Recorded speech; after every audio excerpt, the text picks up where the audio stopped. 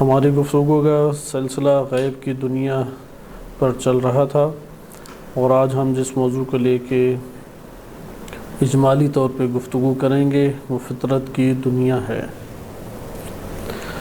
کلمہ فطرت قرآنی لفظ ہے، اور قرآن کریم میں اس مادے سے کئی مشتقات متعدد آیات میں وارد ہوئے ہیں۔ ہم سب سے پہلے اس کلمے کا معنی جانتے ہیں لغتاً، اور اس کے بعد اس کی مزید تفصیل میں وارد ہوں گے کہ جو ہمیں احادیث مبارکہ سے معلوم ہوتی ہے، اور اس چیز کو انشاءاللہ ہم مطالعہ کریں گے کہ کلمہ فطرت خصوصی بعض پہلوؤں کی طرف انسان کے اشارہ ہے، اگرچہ یہ کلمہ اپنے مادے اور لغت کے اعتبار سے کئی چیزوں کے لیے استعمال ہو سکتا ہے، لیکن وہ خصوصی معنی جو قرآن کریم نے مد نظر رکھا ہے اور مفسرین و محققین نے ذکر کیا ہے، وہ فقط اور فقط انسان کے ساتھ خاص ہے۔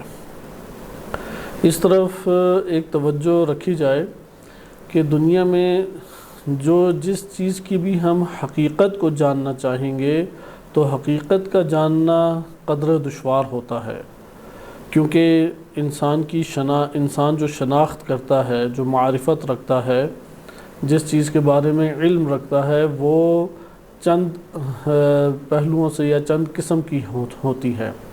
ایک دفعہ ایک انسان فقط معلومات رکھتا ہے، ایک چیز کی فقط انسان کو معلومات حاصل ہے، معلومات کے ماوراء کوئی اور چیز اس کو میسر نہیں ہے، صرف ایک علمی معلومات ہیں۔ یہ علمی معلومات بھی کبھی عقلی دائرے میں ہوتی ہیں، کبھی خیالی واہمی اور کبھی حسی دائرے میں ہوتی ہیں۔ بہرحال یہ معلومات ہیں، یعنی ہم بہت ساری چیزوں کے بارے میں، بہت سارے حقائق کے بارے میں صرف معلوماتی ایک شناخت اور معرفت رکھتے ہیں، علمی شناخت اسے کہتے ہیں، علمی معرفت اسے کہتے ہیں، اس سے زیادہ نہیں ہمارے پاس اس کی شناخت موجود۔ اس کے علاوہ ہمارے پاس ایک اور پہلو آتا ہے، اور وہ ہے کہ ہم اس کو مشاہدہ کریں، یعنی اس کو ہم نے دیکھا ہے۔ مشاہدہ کرنے کی صورت جو ہے وہ اس سے قدر جدا ہے کہ جو علمی ایک مشاہدہ ہمارے پاس کہلاتا ہے۔ لہٰذا اگر کوئی ایسی صورت ہو کہ جس میں علم کے ماوراء مشاہدے سے بھی انسان استفادہ کرے، تو یہ صورت دوسری صورت کی نسبت جدا حیثیت اختیار کر جائے گی۔ لہٰذا اس مورد میں بھی آپ نے ملاحظہ کیا کہ ایک علمی ہمارے پاس معرفت اور شناخت ہو گئی، اور ایک شہودی ہمارے پاس شناخت ہو گئی۔ علماء کرام نے اس کو بیان کیا ہے یقین کی 3 قسموں سے۔ عرض کیا کہ یہ جو آپ کے سامنے پہلا مطلب بیان کیا جا رہا ہے، یہ فقط اور فقط اس لیے ہے کہ یہ بات ہم جان سکیں کہ فطرت ہو، روح ہو، نفس ہو، برزخ ہو، یا کوئی اور جہان ہو، جو جہان بھی ہمارے پاس موجود ہے، وہ اس جہان کی حقیقت کو جاننا آسان نہیں ہے۔ اگر ہم اس جہان کی حقیقت کو فقط علمی طور پر جانتے ہیں، یہ ایک مرحلہ ہے، شہودی طور پر جانتے ہیں، یہ اگلا مرحلہ ہے، یعنی یہ آسان حقیقت کو جاننا آسان نہیں ہے۔ پھر علماء نے ذکر کیا کہ حقیقت کی شناخت کے پھر مراتب ہیں۔ ایک دفعہ انسان علم الیقین رکھتا ہے، ایک دفعہ انسان کے پاس عین الیقین ہے، حق الیقین ہے، عین الیقین ہے، اور علامہ حسن زادہ عاملی رحمۃ اللہ علیہ ایک اور قسم یقین کا اضافہ کرتے ہیں، برد الیقین، برد الیقین، برد نہیں، برد الیقین۔ اب اس سے مراد کیا ہے، ایک مثال سے ہم فقط سمجھتے ہیں، اس کے بعد انشاءاللہ ہم اس کو فطرت کی طرف آتے ہیں۔ مثلا اگر آپ دور سے مشاہدہ کرتے ہیں کہ دھواں اٹھ رہا ہے، تو دھوئیں کے ذریعے سے آگ لگنے کا جو انسان کو علم ہوتا ہے، یہ علم الیقین کہلائے گا۔ اب انسان کو یہ یقین ہے کہ آگ لگی ہے، لیکن وہ آگ لگنے کی حقیقت کا کتنی مقدار رکھتا ہے، اور کس قدر آگ لگنے کے بارے میں انسان کو معلومات حاصل ہیں یا کس مرتبے کی معرفت حاصل ہے، تو یہ علمی معرفت ہے۔ وہ معلول کے ذریعے سے علت کی طرف جا رہا ہے، یا علت کی طرف سے معلول کی طرف پہنچتا ہے علت کے ذریعے سے، مثلا آگ کے ذریعے سے حرارت تک پہنچنا یا دھوئیں کے ذریعے سے حرارت تک پہنچنا، یہ ایک علمی معرفت ہے۔ اس کے بعد ہمارے پاس ایک اور معرفت آ جاتی ہے جس کو آپ مثلا عین الیقین کہہ سکتے ہیں۔ عین الیقین اور حق الیقین کے فرق اس طریقے سے ہے کہ ایک مرتبہ آپ اب اگلا مرحلہ طے کرتے ہیں اور اس کے قریب پہنچ جاتے ہیں اس شے کے، اور شے کے قریب پہنچنے کے بعد مشاہدہ کرتے ہیں کہ دیکھیں آگ کیسے بھڑکی اور وہ کیسے لگی اور کیسے دھواں اٹھا۔ یہاں پہ آپ نے آنکھوں سے اس کو درک کیا ہے، اس کو ہم عین الیقین سے تعبیر کر سکتے ہیں۔ اس کے بعد تیسرے مرحلے میں خود آگ کو آپ چھوتے ہیں یا آگ آپ کو پکڑ لیتی ہے۔ یہ جو ہمارے پاس ہے معلومات کا ذریعہ کہ اب آگ اور انسانی بدن جو ہے وہ ایک ہو گئے ہیں اور انسان اپنے پورے وجود سے آگ کو حس کر رہا ہے، تو اس کو ہم حق الیقین کہیں گے۔ اس سے آگے ہمارے پاس مرتبہ آتا ہے برد الیقین۔ برد الیقین سے مراد علامہ حسن زادہ عاملی رحمۃ اللہ علیہ وہ یہ لیتے ہیں کہ اس سے مراد یہ ہے کہ انسان کا آگ اور آگ کا انسان بن جانا، یعنی اس برے طریقے سے آگ انسان کو پکڑ لے کہ شناخت نہ کر پانا کہ انسان اس میں کہاں پر ہے یا کس جگہ پر انسان چلا گیا ہے۔ جیسے بعض اوقات بڑی شدت سے آگ پوری لپیٹ میں انسان کو اپنے لے لیتی ہے اور انسان گویا کہ آگ بن جاتا ہے، اسے فنا کی منزل سے عرفا تعبیر کرتے ہیں۔ اب یہ ساری کی ساری مراحل ہیں جس سے آپ کو ایک شے کی معرفت، شناخت اور حقیقت کی معرفت حاصل ہوتی ہے۔ لہذا حقیقت کی معرفت آسان نہیں ہے، یہ پہلا ہمارا نقطہ ہو گیا۔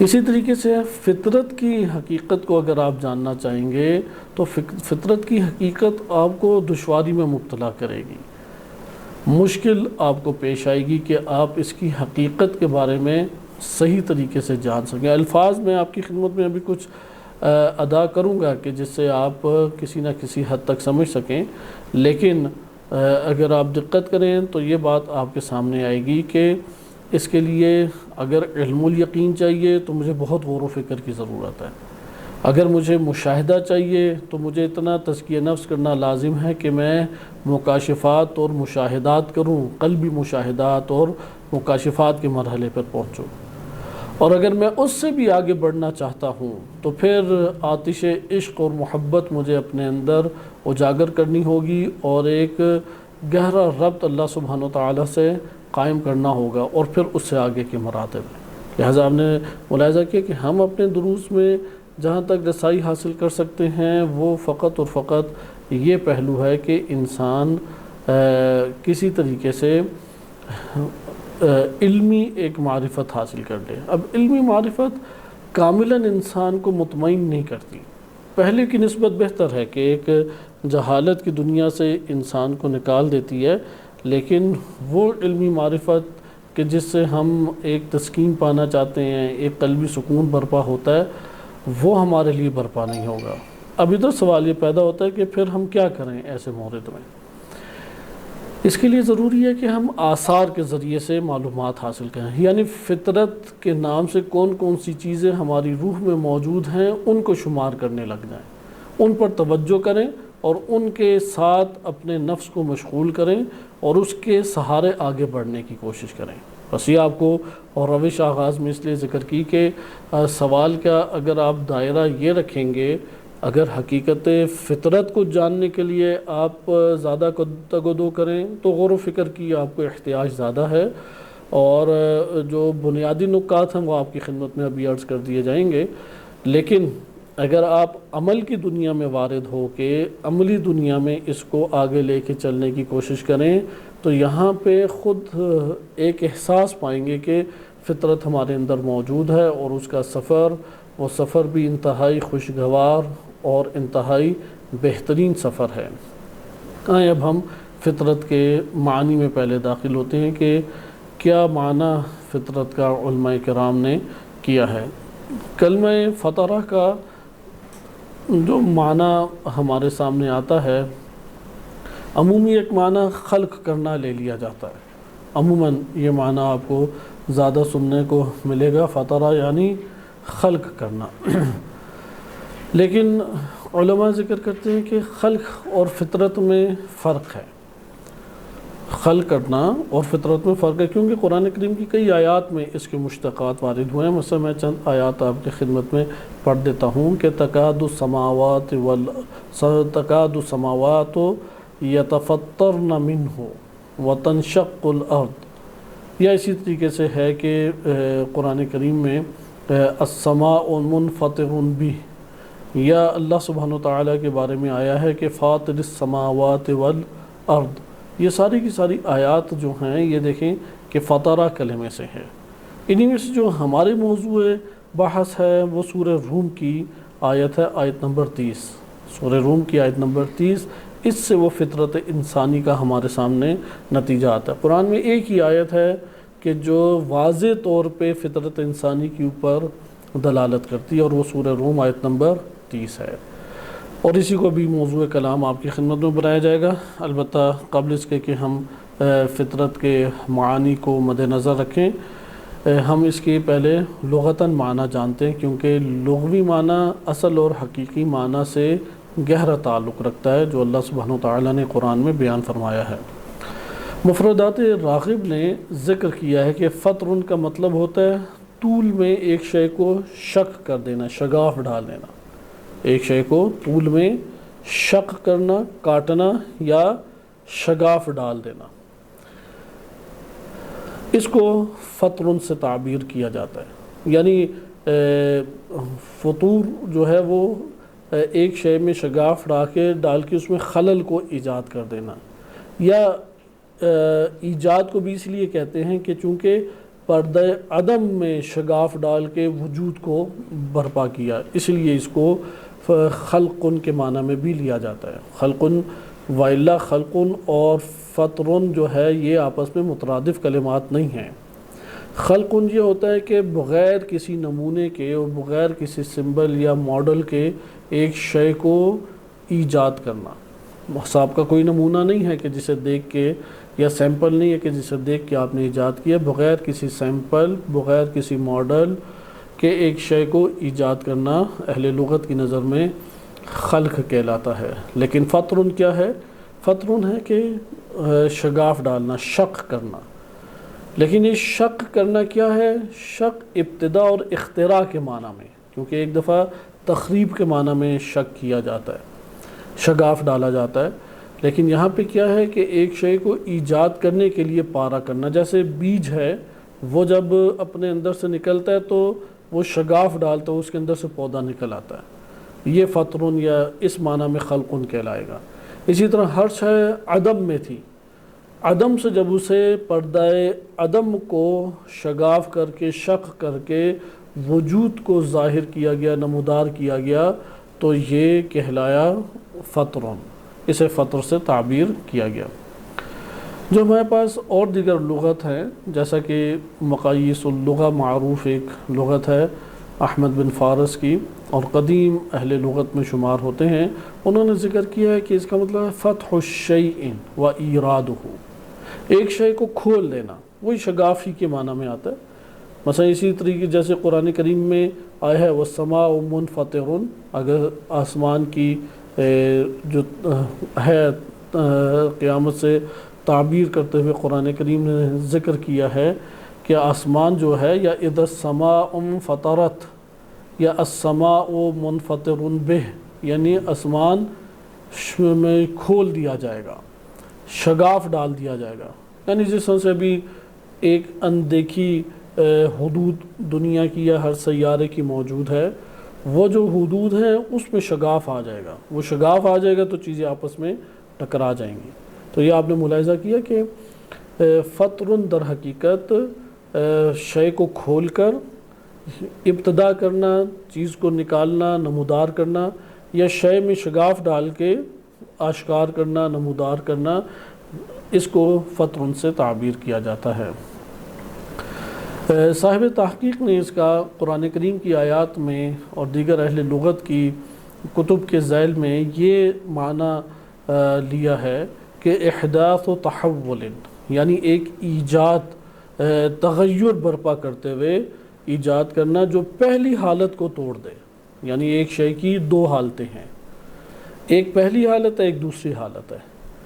پہلی حالت کو باطل کرتے ہوئے جب تبدیلی برپا ہو اور دوسری حالت طاری ہو جائے تو اس کو فطر سے تعبیر کرتے ہیں۔ یہ وہی معنی ہے جو خلق کے عنوان سے آپ نے ابھی مطالعہ کیا کہ پردہ عدم سے اشیاء کو اللہ تعالیٰ نے نکالا، یعنی ساری اشیاء معدوم تھیں، عدم کو اللہ سبحانہ و تعالیٰ نے شگافتہ کیا، اس میں اللہ تعالیٰ نے ایک شق کیا اس کا پردہ، اور پھر وجود نمودار ہوا۔ بالکل اسی طرح کالے بادل چھائے ہوں تو اس کے درمیان میں ایک شگاف پڑ جاتا ہے، جیسے شگاف پڑتا ہے تو سورج کی تیز کرنیں وہاں سے نمودار اور ظاہر اور آشکار ہوتی ہیں۔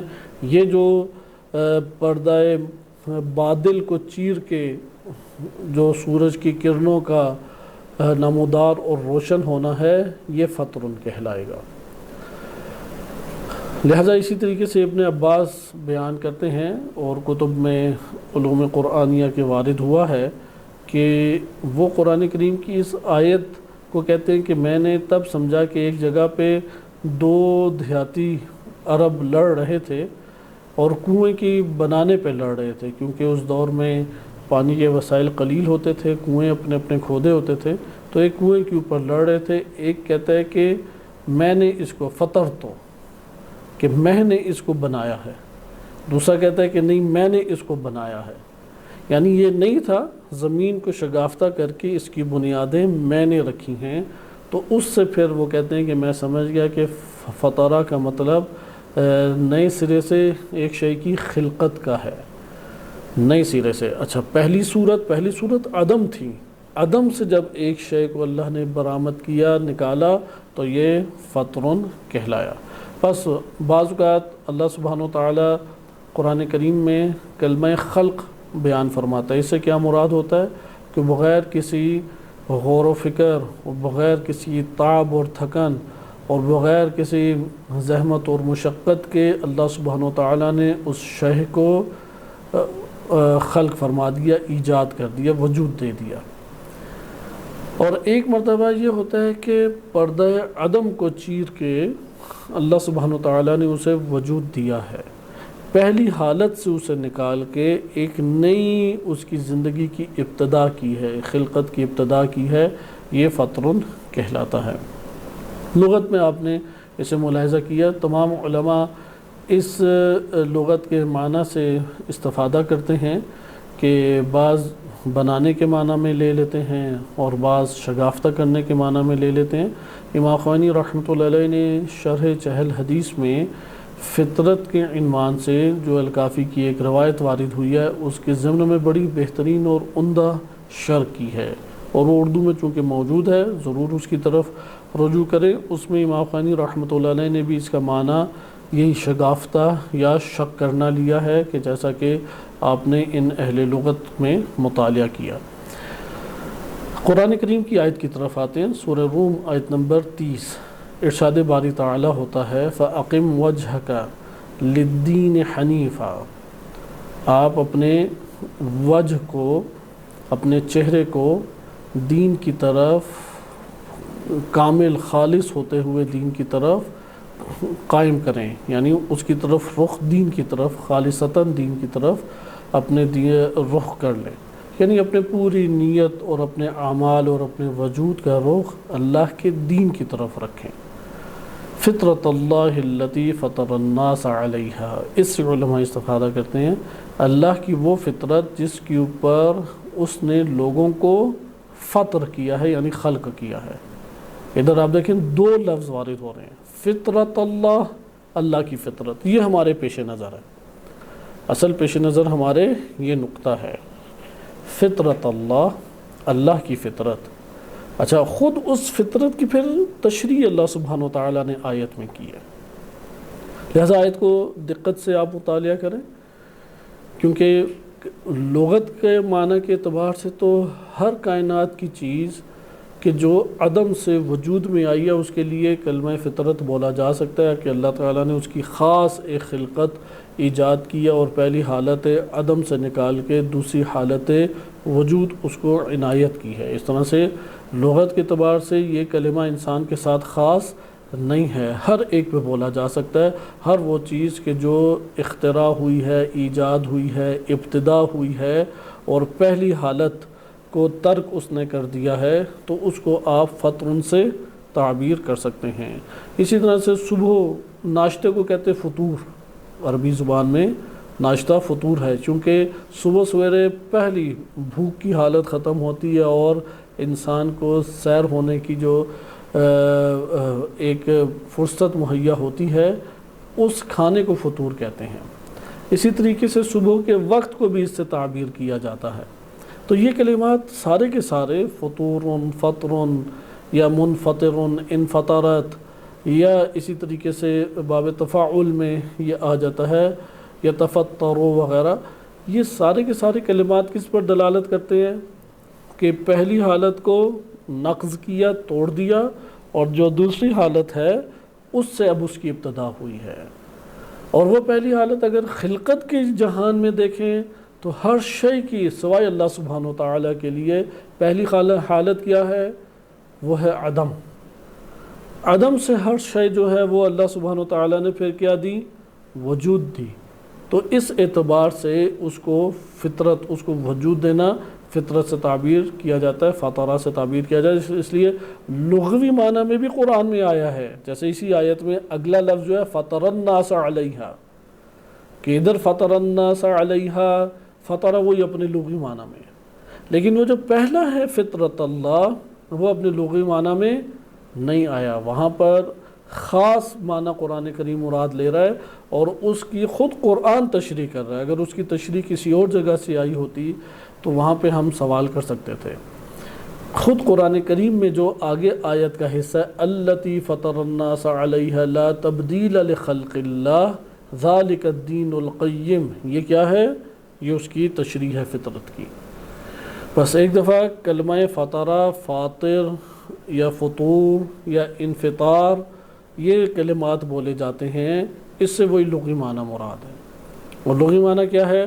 شگافتہ کرنا، شک کرنا، اور شک کر کے ایک شے کو اختراع کرنا، ایک شے کو ایجاد کرنا۔ واضح یہ بات؟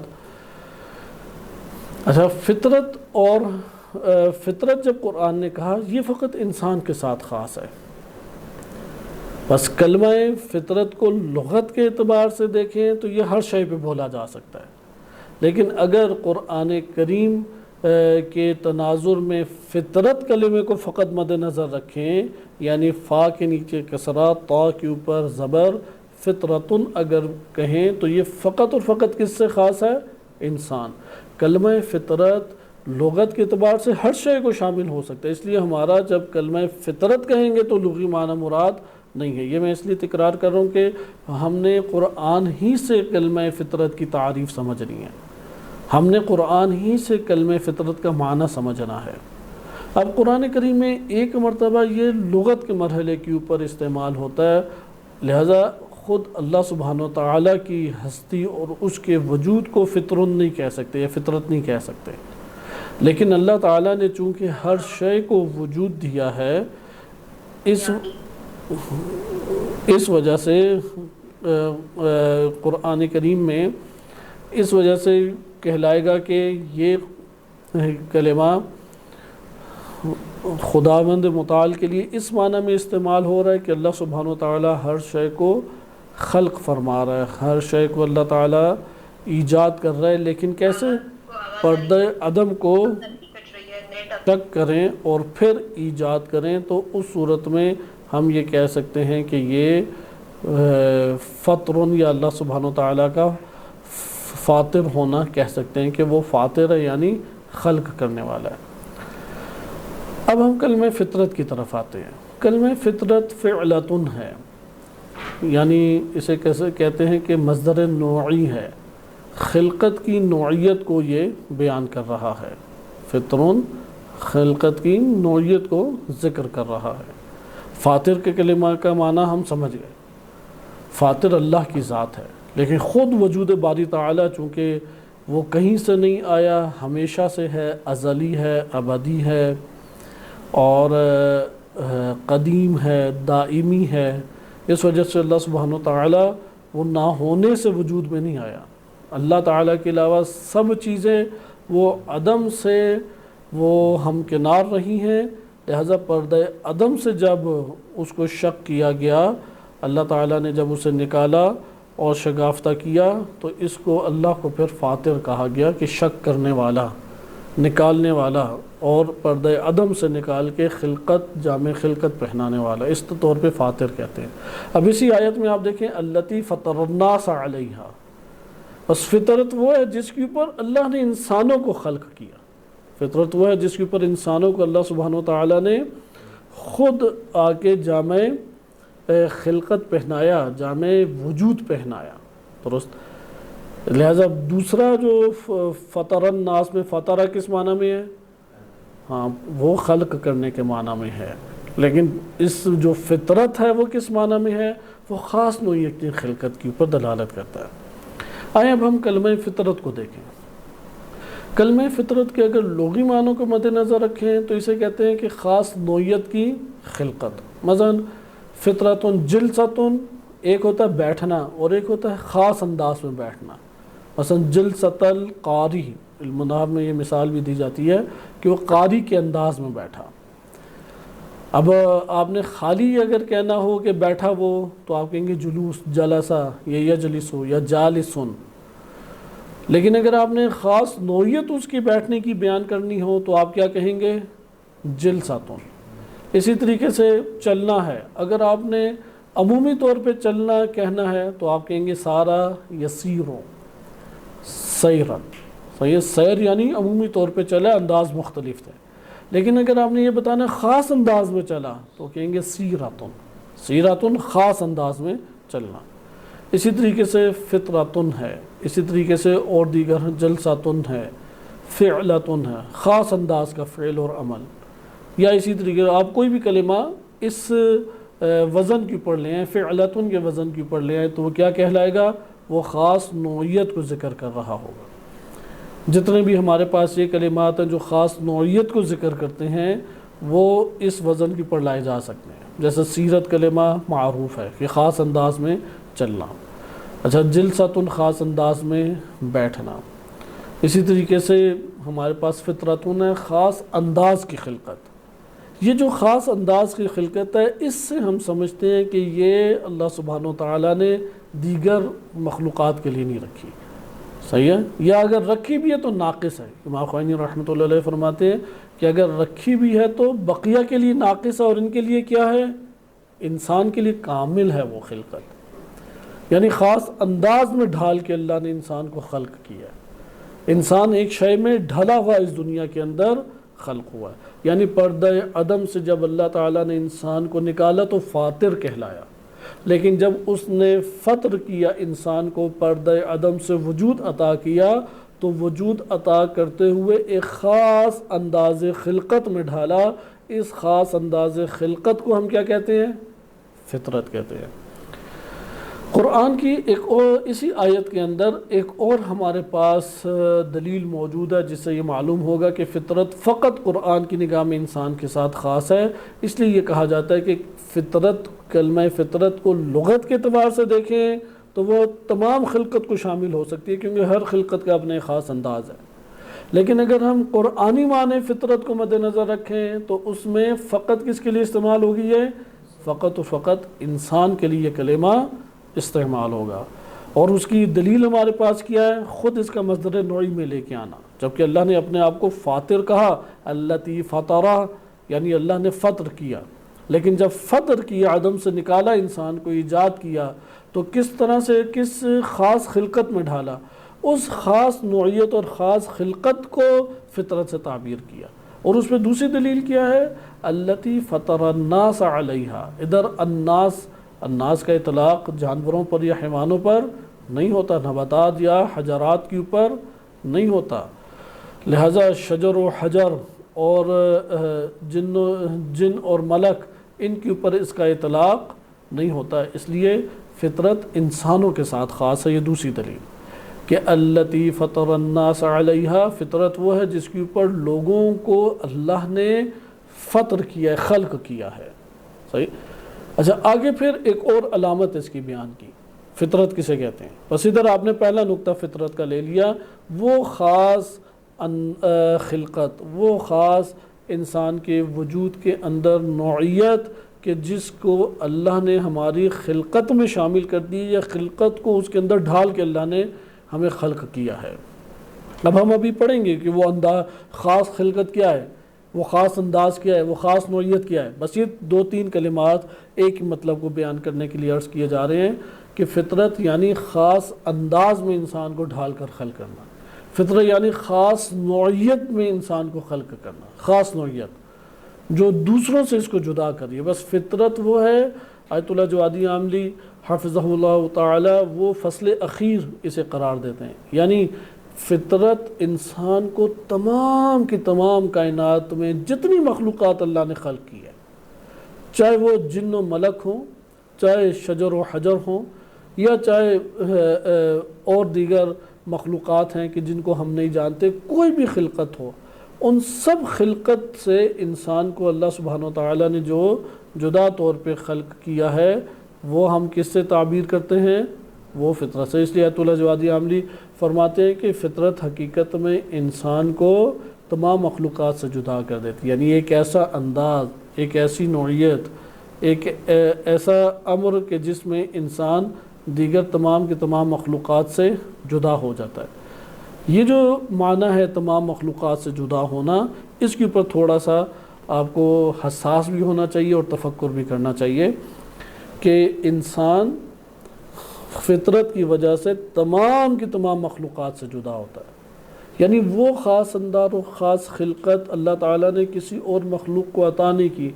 اگرچہ ہر مخلوق اپنے اپنے خاص انداز میں ڈھلی ہوئی ہے، وہ انداز دوسرے کو نہیں ملا، خلق سارے ہوئے ہیں لیکن اپنے اپنے ذائچے اور اپنے اپنے دائرے میں اور اپنے اپنے انداز میں خلق ہوئے ہیں۔ جیسے بیٹھے بہت سارے لوگ ہوتے ہیں، کوئی مثلاً ٹانگیں پھیلا کے بیٹھے ہیں، کوئی ٹانگیں سمیٹ کے بیٹھے ہیں، کوئی کرسی پہ بیٹھے ہیں، کوئی زمین پر بیٹھے ہیں، مختلف انداز ہیں، بیٹھے سارے ہیں۔ اس طرح خلق سارے ہوئے ہیں لیکن ہر مخلوق کا کیا ہے؟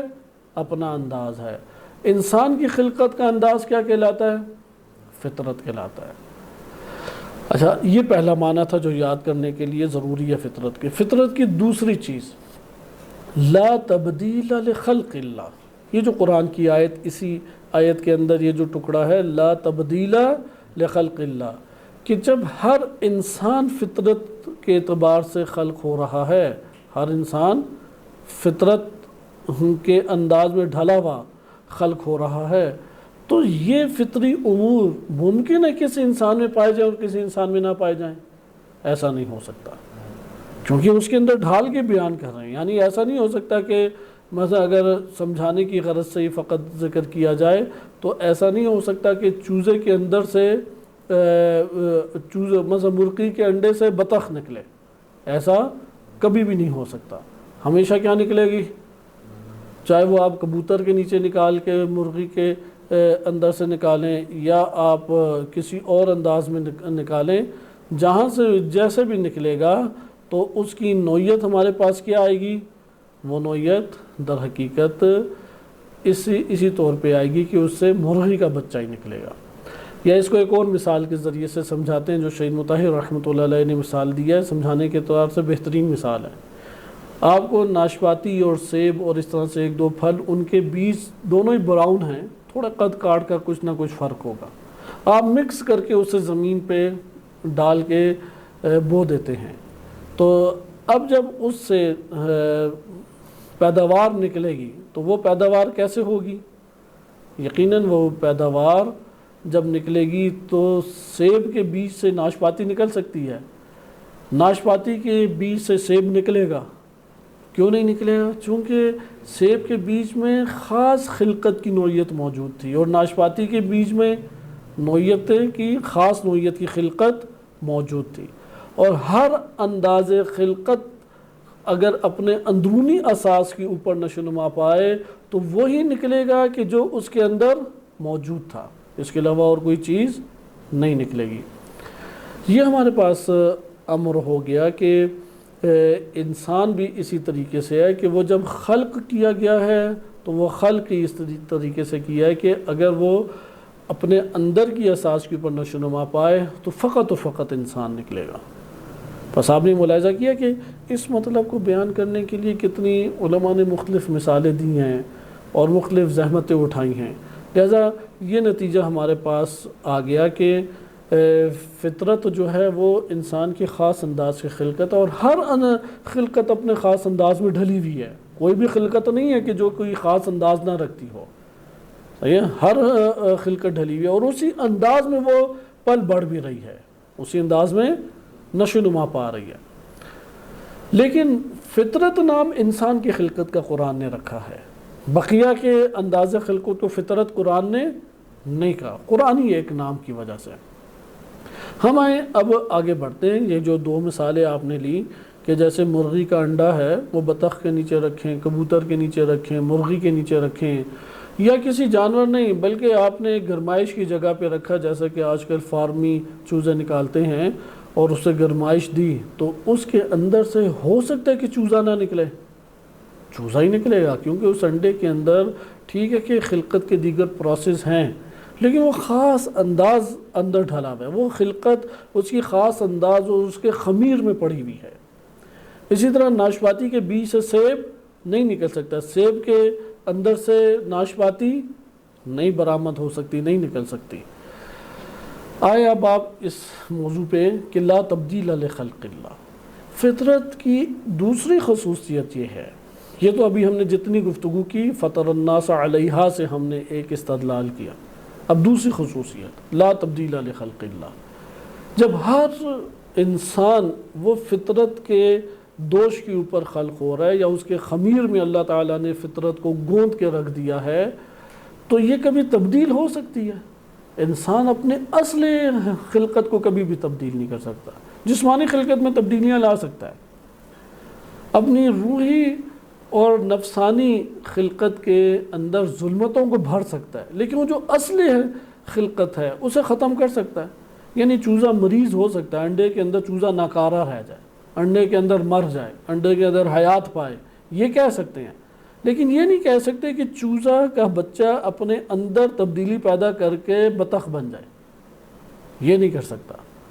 ہاں یہ ہو سکتا ہے کہ وہ نکلے انڈے سے اور بطخوں کے درمیان رہ کے بطخوں والی عادتیں اختیار کر لے، یہ کر سکتا ہے، لیکن یہ کر سکتے تھے اپنے آپ کو منع کر دے کہ نہیں میں نے تو بطخ نہیں بننا، وہ اپنے اصل جو خلقت کے تقاضے ہیں اس کو کبھی بھی ختم نہیں کر سکتا۔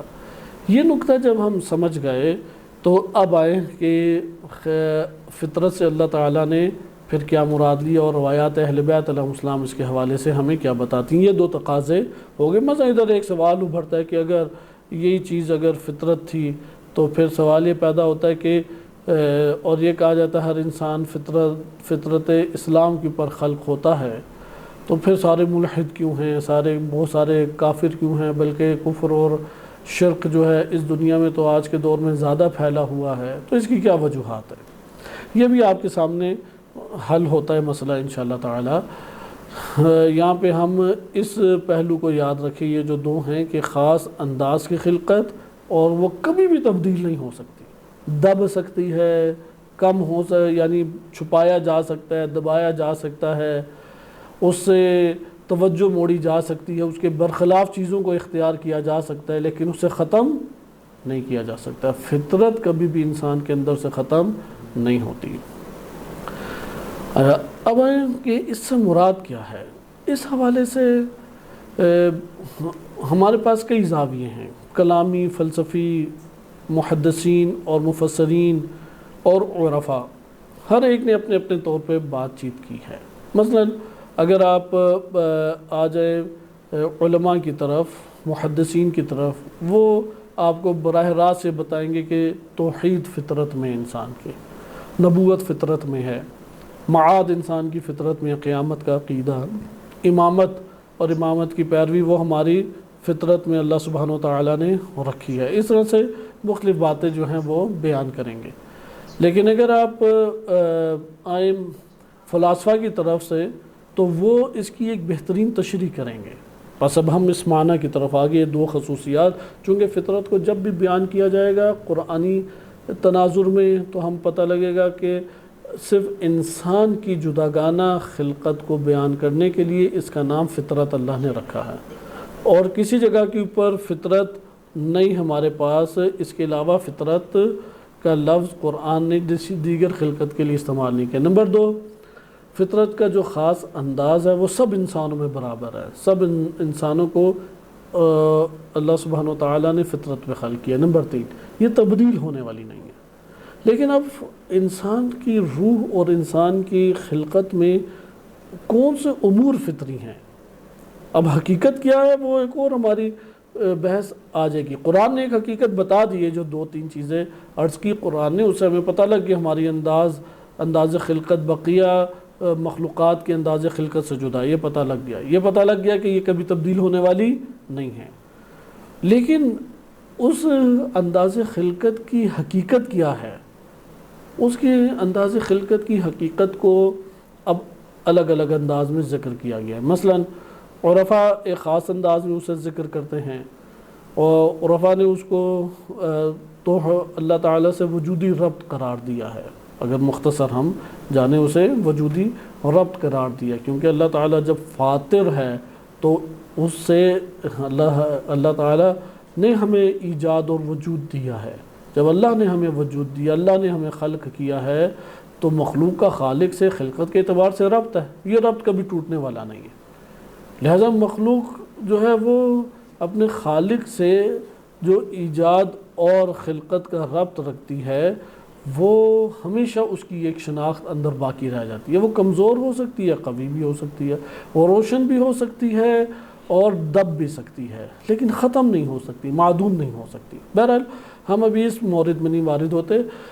سوال یہ پیدا ہوتا ہے کہ کون سے امور فطری ہیں، فطری امور کیا ہیں؟ یہ تو پتہ لگ گیا فطری امور تمام کائنات کے ہر انسان، ماضی، حال، مستقبل، اس کے اعتبار سے فطری امور کیا ہیں، وہ قابل تبدیل نہیں ہیں اور مختلف نہیں ہیں، نہ قابل تبدیل ہے اور نہ مختلف ہیں، وہ سارے کے سارے انسان کے وجود کے اندر پائے جاتے ہیں۔ اس کو ہم یہ نہیں کہہ سکتے کہ اس میں ہے یا فلاں میں نہیں ہے، یہ نہیں ہو سکتا، سب میں یہ پائے جاتے ہیں، ختم نہیں ہو سکتے، تبدیل بھی انسان کے وجود کے اندر یہ نہیں ہو سکتے۔ اچھا، اب ہم اس نقطے کی طرف آتے ہیں کہ وہ امور ہیں کون سے۔ روایات اہل بیت علیہ السلام کی طرف ہیں، معتبر احادیث شیعہ سنی کتب میں موجود ہیں۔ مثلا دین اسلام فطری ہے انسان کے اندر۔ نمبر دو، توحید فطری ہے، نبوت فطری ہے۔ اچھا، اسی طریقے سے ہم آ جائیں امامت کے اوپر، فطری ہے۔ اخلاقیات، بڑا حصہ اخلاقیات کا فطری ہے، شجاعت سے محبت ہے یا بزدلی سے نفرت ہے، یہ کیا ہیں، فطری۔ اس کو ہم تھوڑا سا اب جم کر کے دیکھتے ہیں، البتہ ادھر ایک دو نقطے اور فطرت کے عنوان سے آپ ملاحظہ کریں اور مطالعہ کریں۔ وہ نقطہ اور پہلو یہ ہے کہ فطرت کا امر وہ عقل سے سمجھنے والا نہیں ہے، عقل سے روشن تر ہے۔ فطری امر کیا ہے، وہ عقل سے روشن تر ہے، فطری امر عقل سے روشن تر ہے، واضح تر ہے۔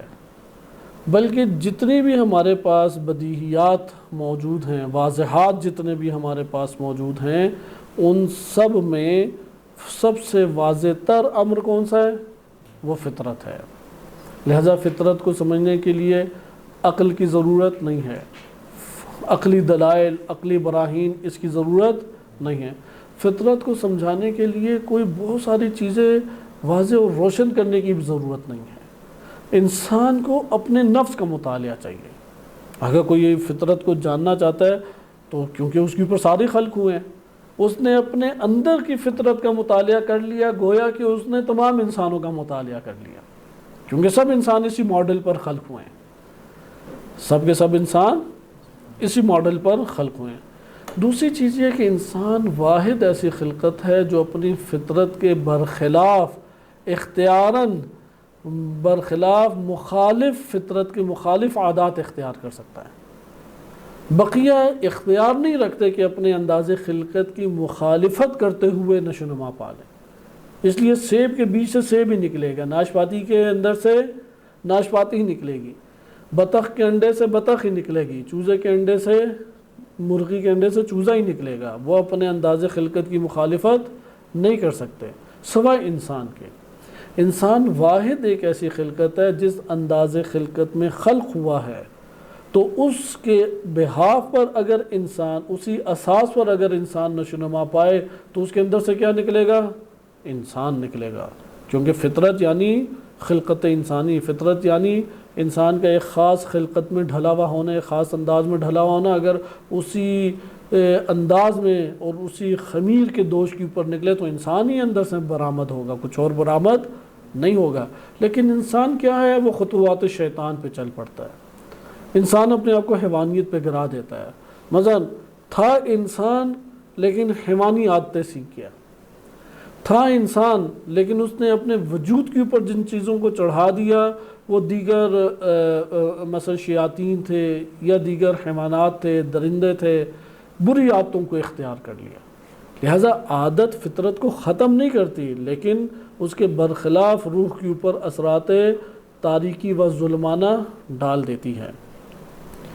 لہٰذا عرفاء اس بات کے قائل ہیں کہ اگر انسان نے معنوی پرواز کرنی ہے تو فطرت سے بڑھ کر کوئی اس کے پاس بہترین ذریعہ نہیں اللہ تعالیٰ کے قرب کا۔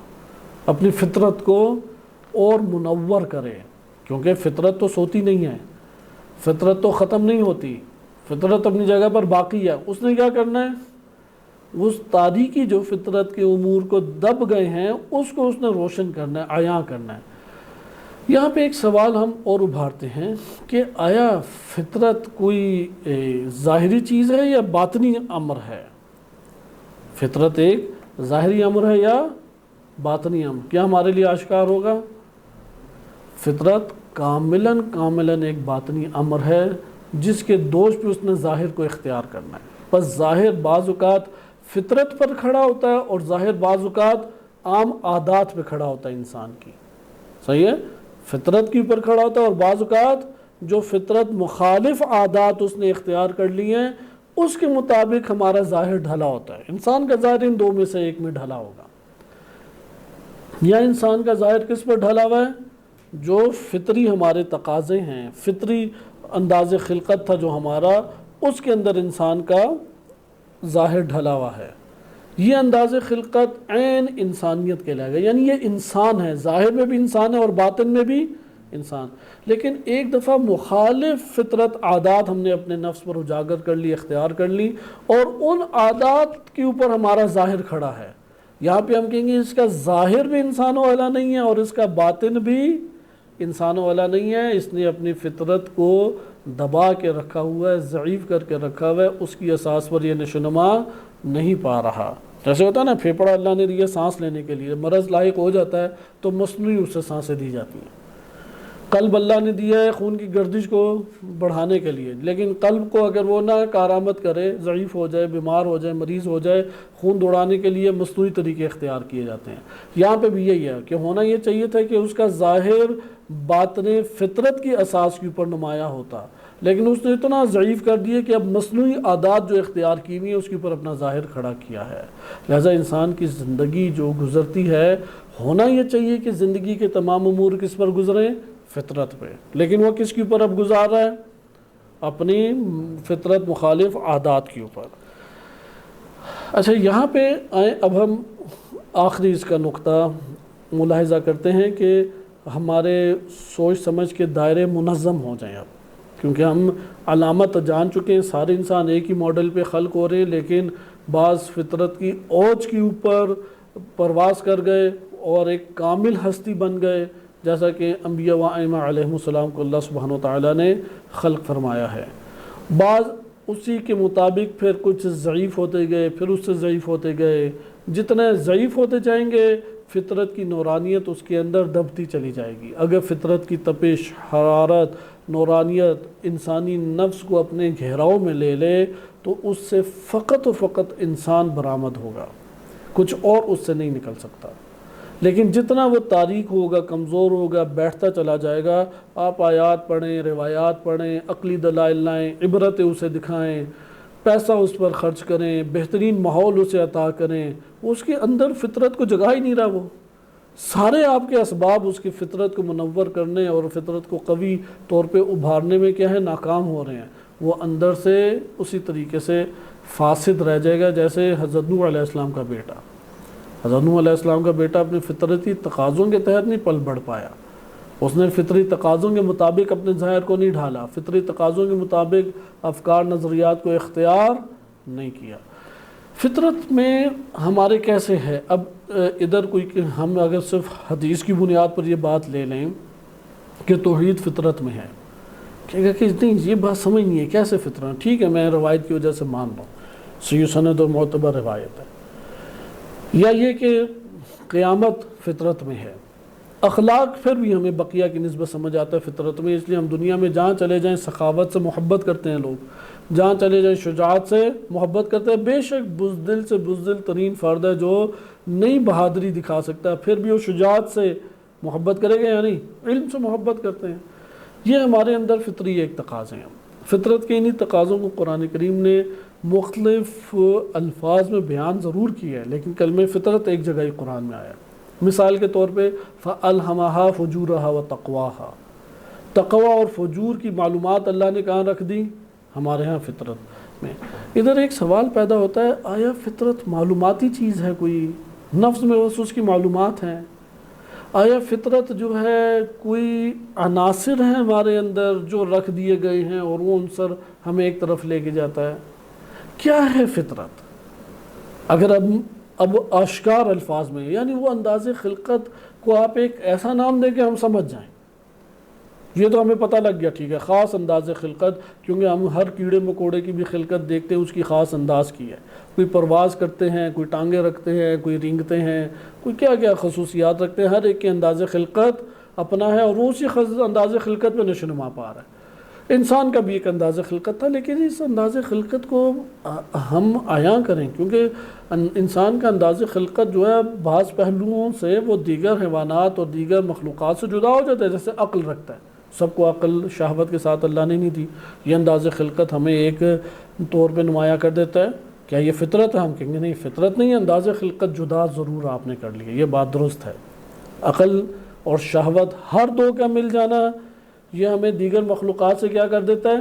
جدا کر دیتا ہے، ٹھیک ہے یہ بات۔ اسی طریقے سے انسان کا اختیاراً اللہ سبحانہ و تعالیٰ کی اطاعت کرنا، ٹھیک ہے یہ بھی ہمیں دیگر سے جدا کر دیتا ہے، کیونکہ دیگر ہم دیکھتے ہیں کہ جن اور انس واحد یہ دو ہستیاں ہیں کہ جو اختیار سے اللہ کی انجام دے رہی ہیں عبادت کو، ٹھیک ہے جدا کر دیتے ہیں۔ ایک انداز خلقت کی جدائی کیا ہے؟ فطرت کے اعتبار سے۔ ہمارا موضوع یہ ہے، ہم نے یہ نہیں کہا کہ فقط فطرت ہی انداز خلقت ہوا ہے کہ جو جدا کرتا ہے، نہیں، کئی پہلو ہیں کہ جن کی وجہ سے انسان کا خلقت کا انداز اور اس کے جو خلقت ہے وہ دیگر مخلوقات سے جدا ہوتی ہے، ان میں سب سے نمایاں ترین کون سا؟ آیا عقل ہے؟ آیا اختیار اور ارادہ ہے؟ یا فطرت ہے؟ تو کیا ہمیں جواب ملے گا؟ سب سے نمایاں ترین فرق وہ فطرت ہے۔ تو پھر سوال کیا جائے گا کہ پھر فطرت کو کوئی اس طرح سے بیان کریں گے ہم سمجھ بھی سکیں، جیسے عقل کا ہمیں کچھ نہ کچھ پتہ لگ جاتا ہے کہ ہاں ٹھیک ہے اس اعتبار سے ہم جدا ہو رہے ہیں، ارادہ اور اختیار کا پتہ لگ جاتا ہے۔ کلمہ فطرت سے فتنہ بیان کریں، یہ تبدیل نہیں ہو سکتا، سب میں برابر پایا جاتا ہے، سب اسی انداز میں ڈھلے ہوئے خلق ہوئے ہیں، یہ دب سکتی ہے، ختم نہیں ہو سکتی، قوی ہو سکتی ہے، منور ہو سکتی ہے، ٹھیک اتنا انداز سمجھ گئے، لیکن وہ چیز نہیں سمجھ آ رہی کہ جس کی وجہ سے ہم اپنے امور زندگانی میں فطری امور کا خود ہم تشخیص دے دیں، خود ہم اس کا تعین کر لیں کہ یہی ہے وہ امور فطری۔ اس کو بہترین طریقے سے عرفاء نے ذکر کیا ہے، ان کی زبان ملائم، قابل فہم اور حقائق کے ہمیں عین مطابق نظر آتی ہے۔ وہ ذکر کرتے ہیں کہ آپ نے اپنے وجود میں میلانات اور رغبتوں پر کبھی غور کیا ہے؟ اگر آپ میلان اور رغبتوں پہ غور کریں، یہی میلان اصل میں فطرت ہے، یہی رغبت اصل میں فطرت ہے۔ بس اب آپ ساری چیزوں سے کٹ کے ایک چیز پہ پہنچ گئے، بس فطرت کیا ہوگی ہماری؟ میلان اصل میں رغبت، میلان اور رغبت جو ہے وہ فطرت ہے۔ یعنی انسان فطرت میں ڈھال کے اللہ نے خلق کیا۔ کیا مطلب؟ بعض چیزوں کی رغبت اور میلان سب انسانوں میں اللہ تعالیٰ نے رکھ دی ہے، سب اس میلان اور رغبت کی وجہ سے متحرک ہیں اس شے کی طرف۔ یہ بات واضح ہوئی؟ بس اب ہم فطرت کے سادہ معنوں میں جب پہنچے تو سادہ معنوں کو حاصل کرنے کے لیے کس لفظ کا انتخاب کیا؟ امام خوانی رحمۃ اللہ علیہ نے جیسا کہ ذکر کیا ہے، بقیہ نے مثلا فلسفی زبان بھی یہی بیان کر رہی ہے لیکن خاص انداز میں، وہ انداز تھوڑا سخت ہے۔ مثلا فصل اخیر ہے، یہ کلامی انداز نے ایک اور طرح سے بیان کیا ہے، محدثین نے وہی لفظ جیسے روایات میں تھے وہی بیان کر دیا چند مثالوں کے ساتھ، کہا کہ جب امام نے کہہ دیا کہ اسلام پر خلق ہوتا ہے بس ہم نے ماننا لازم ہے، وہی اہل حدیث روش جو ہوتی ہے۔ اس لیے آپ ابھی بھی سرچ کریں نیٹ وغیرہ پہ تو علماء نے، جب زیادہ تر علماء نے ذکر کیا فطرت کا معنی، وہی محدثین کی روش پہ ذکر کیا۔ انہوں نے کہا دین اسلام فطرت ہے، توحید فطرت میں ہے، ہماری قیامت فطرت میں ہے، نبوت فطرت میں ہے، اخلاقیات فطرت میں ہے۔ اب وہ کہیں گے کہ اس سے مراد کیا ہے؟ وہ کہیں گے یہ تو روایت نے نہیں بیان کیا، اس لیے آپ بھی یہ سوال نہ کریں۔ لیکن یہاں پہ جب ہم آتے ہیں تو فلاسفہ اور عرفاء کی طرف وہ فہم کی زبان دینا چاہتے ہیں، اس زبان کی اساس کے اوپر ہمارے پاس یہ حقیقت آشکار ہوتی ہے کہ ہم اس کے لیے پھر کوئی ایسا لفظ لے کے آئیں جس سے یہ آشکار ہو جائے۔ وہ لفظ کیا ہے؟ رغبت اور میلان۔ لیکن سوال کس چیز کی رغبت اور میلان؟ کیا ہر چیز کی رغبت اور میلان فطرت ہے؟ نہیں، کیونکہ بہت ساری رغبت اور میلان مزاجی ہیں، مزاجی جو رغبت اور میلانات ہیں وہ فطرت نہیں کہلاتے، لیکن بہت سارے رجحان اور میلانات ہیں جو اشتراکی ہیں تمام کے تمام انسانوں کے اندر، چاہے ملحد ہو، ایتھیسٹ ہو، یا کافر ہو، مشرک ہو، مومن ہو، مسلم ہو، متقی ہو، جتنے بھی انسان ہیں ان سب میں آپ کو وہ رغبت اور میلان وہ پایا نظر آئے گا۔ ہاں کسی میں کم، کسی میں زیادہ، ایک الگ چیز ہے، وہ رغبت اور میلان پایا جائے گا۔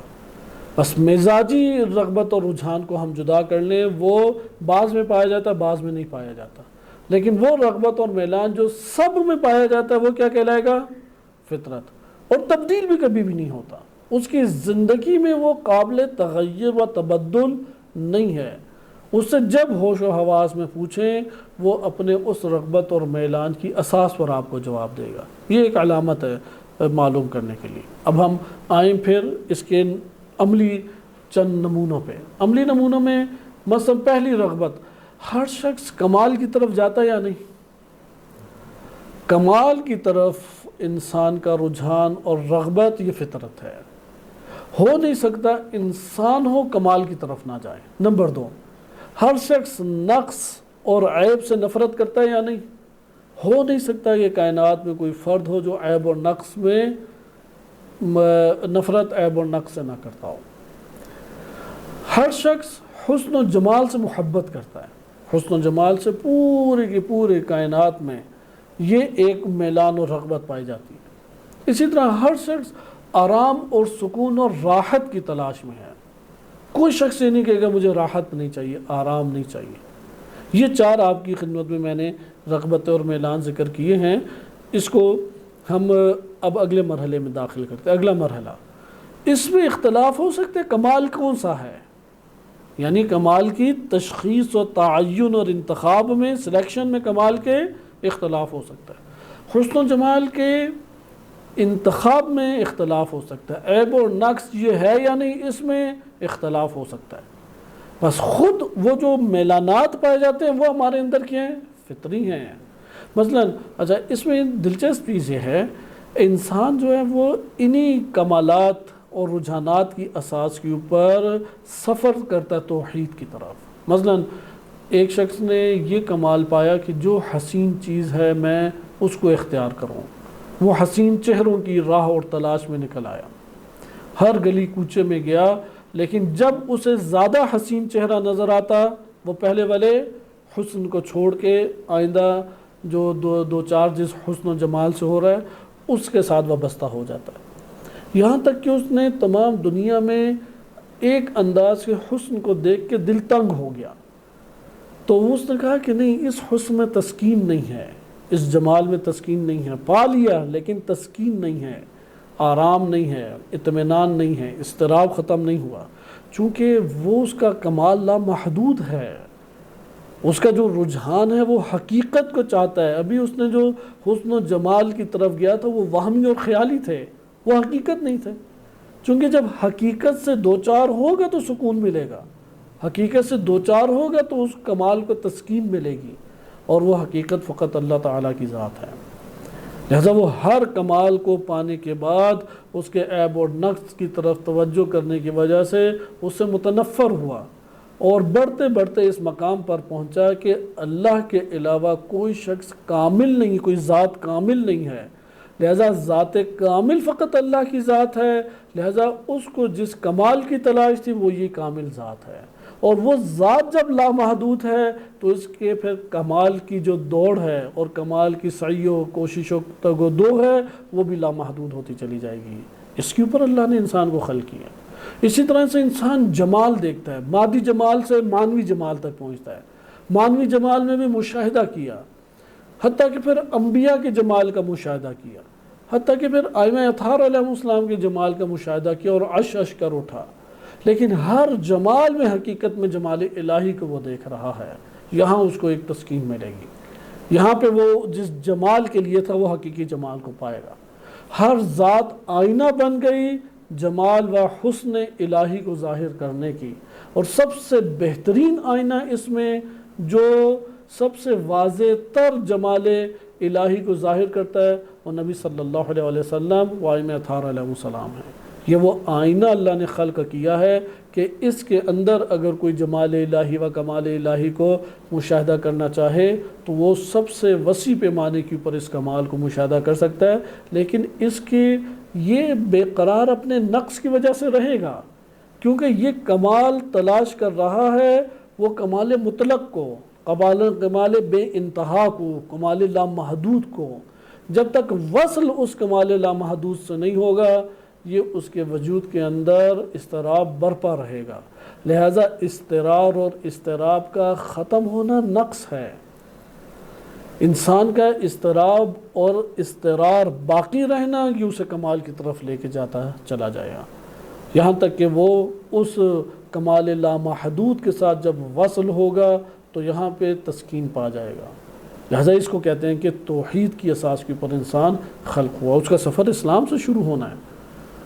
اسی طریقے سے آپ آ جائیں کہ عیب اور نقص سے نفرت، اگر یہ نفرت نہ ہوتی کیسے کمال الہی کی تلاش میں نکلتا، کیسے جمال الہی کے تلاش میں نکلتا؟ فطرت میں اللہ نے عیب اور نقص سے اس کی نفرت رکھ دی ہے۔ اس لیے آپ دنیا میں کہیں اب کسی نے پیسے کو کمال قرار دیا، دیکھیں وہ پورا زور پیسے پہ لگا رہا ہے، کسی نے دنیا کو اختیار کرنا کمال قرار دیا، پورا وجود اس کمال پہ لگا رہا ہے، کسی نے اپنے خانوادے کو جوڑنا اور ان کے ساتھ زندگی بسر کرنا کمال قرار دیا، وہ پورا وجود اس کے اوپر خرچ کرے گا۔ کمال کی طرف اختیار، کمال کے مطابق چلنا اور کمال کے مطابق چیزوں کو اختیار کرنا یہ امر فطری ہے، اور یہ آپ کو ہر شخص میں نظر آئے گا۔ انشاءاللہ اس کے بقیہ مطالب اگلے درس میں ملاحظہ کریں گے۔ صلی اللہ علیہ سیدنا محمد و آلہ الطاہرین۔